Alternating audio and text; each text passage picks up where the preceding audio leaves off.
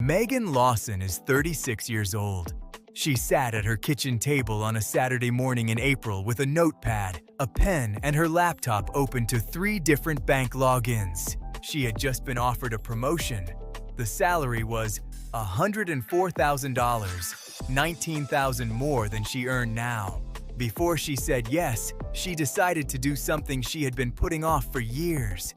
She was going to find out exactly where she stood. She spent 40 minutes writing down every account, every debt, every asset she could find. She added the column up. The number at the bottom was $4,200. She put the pen down and did not pick it up again for a long time. She had grown up in Perth, the second of 3 children in a family where money was earned and bills were paid and the rest was not discussed.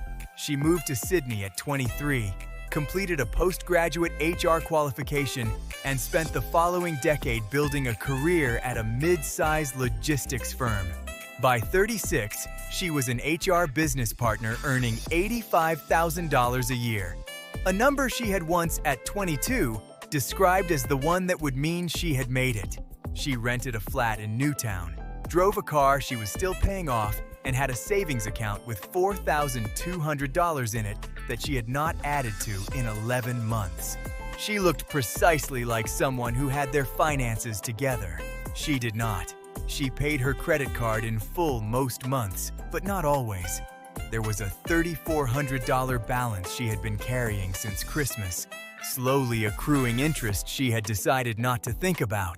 She contributed the minimum to her superannuation, which meant the employer match was covering it and no more. She had no income protection insurance, which meant that if she could not work for 3 months, she had $4,000 and a credit card. She had a will she had started and never finished in a document folder on her desktop. She had given her superannuation fund a beneficiary nomination once, several years earlier, and genuinely could not remember who she had named. She earned well. She had built nothing at all. What stopped her on that Saturday morning was not the number itself. It was the calculation that produced it. She had written every figure down. The super balance, the savings, the car finance outstanding, the credit card, a small personal loan from 3 years ago she had almost forgotten. The assets were real. The super balance was not nothing.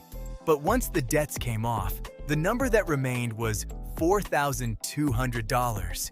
4 years of working in Sydney, 2 pay rises, 1 promotion pending, and she was $4,000 away from having nothing at all. She sat back in her chair. Outside, it was a bright Sydney morning. She had been so focused on earning more that it had not occurred to her to check what was left. Her colleague Diane had gone through a divorce 3 years earlier at 38.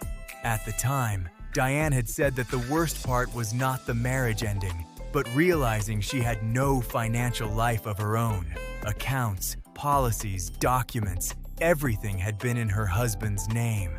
Within 18 months of the divorce, Diane had an emergency fund, a will, income protection, a self-managed investment account, and a mortgage pre-approval. Megan had watched this happen and assumed somewhere that there had been a settlement. There had not. "I just went step by step," Diane told her over lunch one day. "You can't fix it all at once, but you can fix one thing." A few weeks after the Saturday morning calculation, a copy of Get Good with Money appeared in the office kitchen with a note attached that said, "Take me." The author, Tiffany Aliche, known as the Budgetnista, had lost her job, her savings, and nearly her home in the 18 months after the 2008 financial crisis. She had been 30 years old with $40,000 saved. A financial scam wiped most of it out. What she built in the years after was not just savings. It was a system. 10 sequential steps to financial wholeness. Not rich, not merely solvent, but complete. Budget, emergency fund, debt elimination, credit, income, investment, insurance, estate documents, net worth. Each step in order. Each one the foundation for the next. The book's first instruction was not to budget or save. It was to calculate your net worth, the actual number, not an estimate. Aliche wrote that most people avoid this because some part of them already knows they will not like the answer. The avoidance is not laziness. It is self-protection. But the number is not a verdict. It is a starting point. Once you have written it down, every subsequent decision has a direct relationship to it. Paying off a debt raises it. Increasing a super contribution raises it. The number Megan had written on that Saturday was not the end of something. It was the first time she had seen her financial life as a single coherent picture rather than a collection of separate accounts she checked in isolation.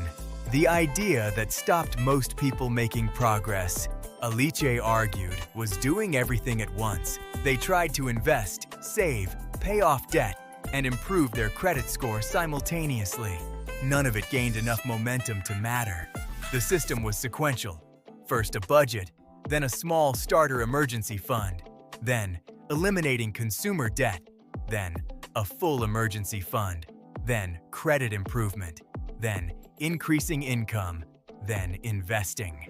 Each step in that order, not in parallel.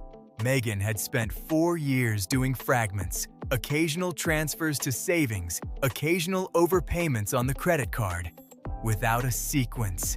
Each piece undone before it could compound. She understood immediately why nothing had moved. She had been trying to build the roof before laying the floor. The third concept in the book was the one Megan found most clarifying. Aliche distinguished between financial performance, returns, investment strategy, which fund beats the benchmark, and financial wholeness, which asked different questions entirely. Did she have a will? Did she have income protection? Did she know her credit score? Did her superannuation beneficiary form still reflect her actual life? These were not investment questions. They were foundation questions. Most people with reasonable incomes spent their financial energy worrying about performance without completing the foundations. Megan had been reading investment commentary for 2 years. She had no income protection and a half-written will in a desktop folder. She had been optimizing the decoration of a house with no walls. She accepted the promotion. She also printed the 10-step checklist and started at step 1.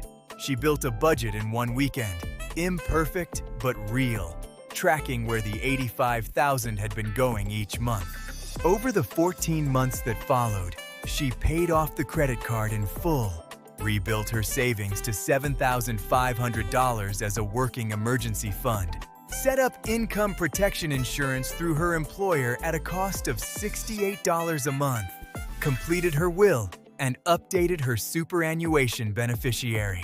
Her super contribution increased by 3%. She did not attempt investment research until month 9. When she did, she had something she had not had before. Not more money, but a base that would hold whatever she built on it.